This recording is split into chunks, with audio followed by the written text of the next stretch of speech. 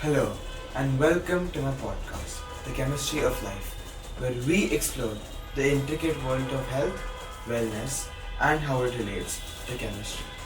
I'm your host Rudransh, and today we are with Dr. Gaurav Bhalla, a physician who works at Max Clinic. So good evening, Dhuransh. I am Dr. Gaurav Bhalla, consultant physician and diabetologist in Max Group of Hospitals. So I'm working presently with Max Hospital as well as I have my own clinic in New Delhi. Basically, a physician that is who specializes in internal medicine. That is, I treat patients who are suffering from infections, diabetes, thyroid disorders, cardiac patients. So all these kind of patients who are dealing with routine physician problems, we are dealing with those people. Okay, now let's talk about medicines for hypertension and blood pressure. So again, as we all know that hypertension is again a common, disease which is, very much prevalent in Indian population. So the common drugs which are being used these days are angiotensin converting enzyme inhibitors, that is the ramipril, enalapril. Then there are angiotensin receptor blockers, ARBs commonly known as, which includes telmisartan, olmesartan, candesartan. Then we have calcium channel blockers, which include cilnidipine, amlodipine, and again we have beta blockers, that is metoprolol, atenolol, which are the commonly used beta blockers. Carvedilol also, which is a common beta blocker which is being used nowadays for the treatment of hypertension. So these are the different class of drugs. So commonly used, it is A, B, C, D for hypertension. A stands for ACE inhibitors or ARBs. That is again, as I told you, that telmisartan, olmesartan, enalapril, captopril. B stands for beta blockers. So that is again metoprolol, atenolol.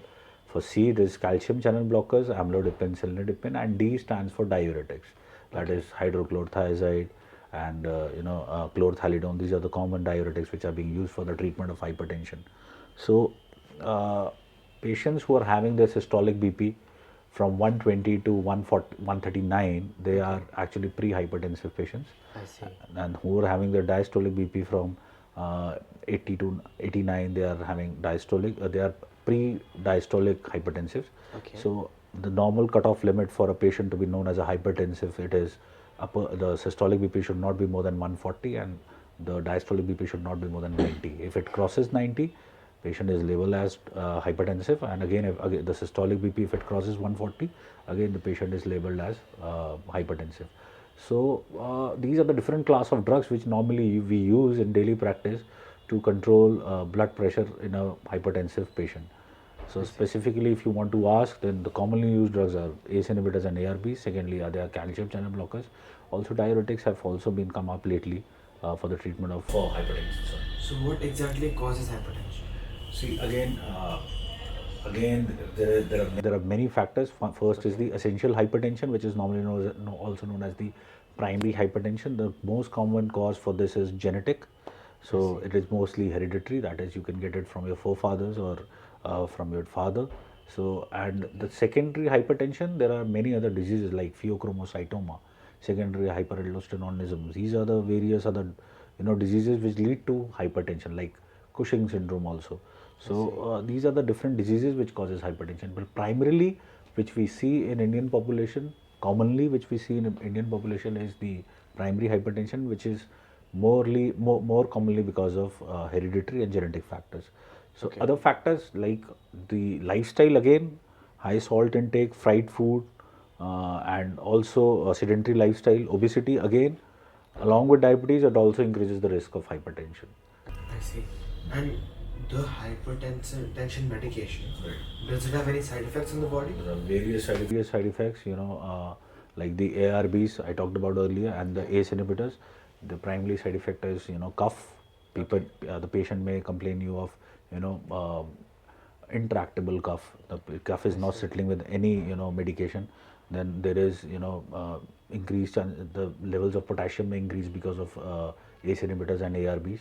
Okay. Also, these drugs shouldn't be given renal patients who are having high potassium levels, because as we know that the kidney patients have their potassium levels on the higher side. If we give these medications, that is ARBs and ACE inhibitors, they can increase the levels of potassium in their blood and eventually lead to cardiac effects. It can lead to cardiac arrest also. Okay. Okay. So the medicines they increase the level of the minerals and not decrease. I'm talking specifically of potassium. Okay. It's not about other minerals. It's specifically of potassium. These class of drugs, they're known to cause hyperkalemia. That is the increased levels of potassium in the blood. So you also spoke about cardiac arrest. So let's say a patient is not suffering from a kidney disease. Right. Do they have any like heart problems after consuming such medicines? Because of medicine, are you talking about? No, because of the hypertension medication. No, most of these drugs are cardiac safe. Okay. They don't cause any effect on the heart. But as a side effect, that is again, if the potassium level rises in blood, it can eventually lead to cardiac arrest. But per se, by the use of these drugs, nothing can happen to the heart. They are cardiac safe. They are very much recommended for the treatment of hypertension. And is there no strain put on the heart either? No, they are definitely they are being used to decrease the strain on the heart rather than putting any strain on the heart. So somebody who has hypertension, their heart has a lot of strain on it. Yes, obviously Because it has to pump against the the resistance of the arteries. Okay. So the heart needs to pump approximately around 5 liters of blood against the resistance of the arteries. So it needs force, and if the force increases, the BP increases. So these medications, they eventually decrease that force so that the heart could pump effectively, and if at all the cardiac function is compromised, then the patient may land up into heart failure. That is the retention of fluid in the lungs, which is again a cardiac emergency, and eventually the patient has to be hospitalized for those kind of disease. I was wondering if anybody suffering from hypertension. So do they has it ever happened that somebody's nerves, veins, or arteries have bursted or have had a puncture in that? Yes, it can happen. Patient can have stroke, that is paralysis. They can have brain hemorrhage. Also, they can have heart attacks because of high BP. So it is very much recommended that if you are having persistently high BP, you should definitely go to a doctor, get yourself treated so that your BP is in normal range, and eventually you can prevent yourself from complications such as stroke and heart attacks. Okay. And how exactly, let's say that ever happens, how exactly is that controlled or healed? Again, we need to take care of the blood pressure. Again, we have medicines for that. Those are different kind of injectable medicines which are used for hypertensive emergencies. Like we have labetalol, which is a IV beta blocker, which can be used in these kind of emergencies. We have sodium nitroprusside, that is again a hypertensive emergency medication which can bring down rapidly your blood pressure and control the bleeding in the blood, because more the blood pressure, the bleeding will keep on increasing. So that is why we need to control the blood pressure eventually, so that we can keep the bleeding to a minimal level. And are there any problems with the fluids of the body outside of the veins that are entering inside, or is that not a problem at all? So basically, blood pressure is mainly, see, the systolic BP again. Eventually, it is because of the increased load on the heart. That is the preload. So eventually, the heart has to pump against the resistance of the arteries to increase the to control the blood pressure. So eventually, the extracellular fluid doesn't play a much important role in raising the BP. It is more the resistance of the arteries which is responsible for the raised BP. But yeah, if the patient is in overload, sometimes he may experience high BP. Overload as in stressed? No, overload, yeah. It's not about overload. I mean to say some patients who are having heart failure, who are eventually in heart failure, they have collection of fluid in their lungs. So what happens is exactly the heart is not pumping up to its normal capacity. So what it does is it starts pumping against the force, and eventually it pushes the heart into much more strain, which was earlier, and eventually it lands up into more failure. So how exactly is this force exerted on the heart?